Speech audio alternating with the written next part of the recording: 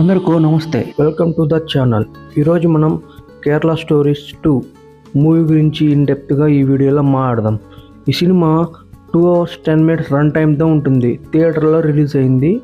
దీనికి sequel movie Kerala story 2. ఇది Kerala story 1 వచ్చి G5 స్ట్రీమ్ అవుతుంది. చూడాలంటే చూడొచ్చు. అది 2023లో రిలీజ్ అయింది.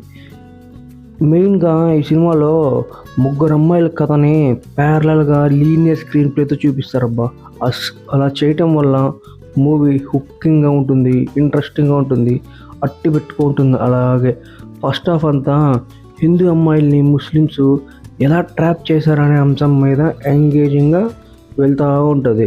ఇంటర్వెల్ తర్వాత ఆ ముగ్గురు అమ్మాయిలు ఎదుర్కొన్న సమస్యలేంటి, వాళ్ళు పడిన కష్టాలేంటి, మరియు లాస్ట్కి వాళ్ళ జీవితం ఏమైంది అనేది main content of the movie అబ్బా. ఇకపోతే నటీనటులు చాలా గొప్పగా పర్ఫామ్ చేశారు.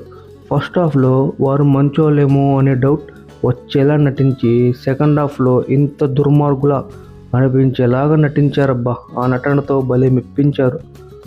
ఫస్ట్ అండ్ ఫార్మోస్ట్ థింగ్ ఇంపార్టెంట్గా ఏం చెప్పాలంటే, ఒక అమ్మాయి అడ్డం పెట్టుకొని డబ్బులు సంపాదించే సీన్ చాలా ఎమోషనల్గా మరియు డిస్టర్బింగ్గా ఉంటుంది. ఈ సినిమా ఫ్యామిలీతో కలిసి చూడటానికి అస్సలు వీలు పడదబ్బా. ముఖ్యంగా సెకండ్ హాఫ్ అయితే కొన్ని సీన్లు ప్రేక్షకులని చాలా ఇబ్బంది పెట్టాయి. ముఖ్యంగా జావలిన్ ప్లేయర్గా నటించిన అమ్మాయి ఇంటర్వెల్ సీన్స్లో చాలా ఇంట్రెస్టింగ్గా నటించిందబ్బా. ఇకపోతే సెకండ్ హాఫ్లో ఫస్ట్ హాఫ్లో మనకి మంచిగా అనిపించిన ముస్లిం క్యాండిడేట్స్ అంతా దుర్మార్గంగా ఎలా మారుతారో వాళ్ళ ప్రవర్తనను చూస్తుంటే ప్రేక్షకులకు భయం పెట్టేలా చేశాయి.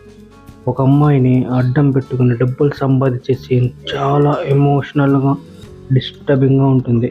కాకపోతే సాంకేతికంగా ఈ సినిమా బాగుంది. చూడటానికి సినిమాటోగ్రఫీ నీట్గా ఉంది మరియు ప్రొడక్షన్ వాల్యూస్ కూడా డీసెంట్గా ఉన్నాయి.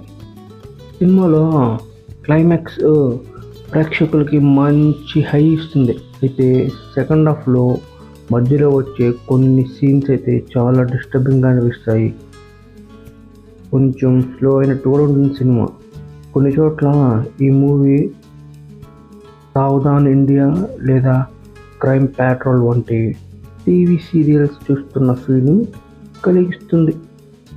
ఇంకా కీ పాయింట్స్ ఏంటంటే, ఆ ముగ్గురు అమ్మాయిలు నటించిన విధానం మూవీకి బ్యాక్ బోన్లా నిలుస్తుందబ్బా. వాళ్ళ యాక్టింగ్ అయితే చాలా మంచిగా ఉంటుంది. ఇక పేరెంట్స్ మరియు పిల్లల మధ్య వచ్చే సీన్స్ ప్రస్తుత జనరేషన్కి రిలేటెడ్గా ఉంటాయి. సినిమా చూశాక ఒక బలమైన ఇంపాక్ట్, భయము కలగడం అయితే పక్కా.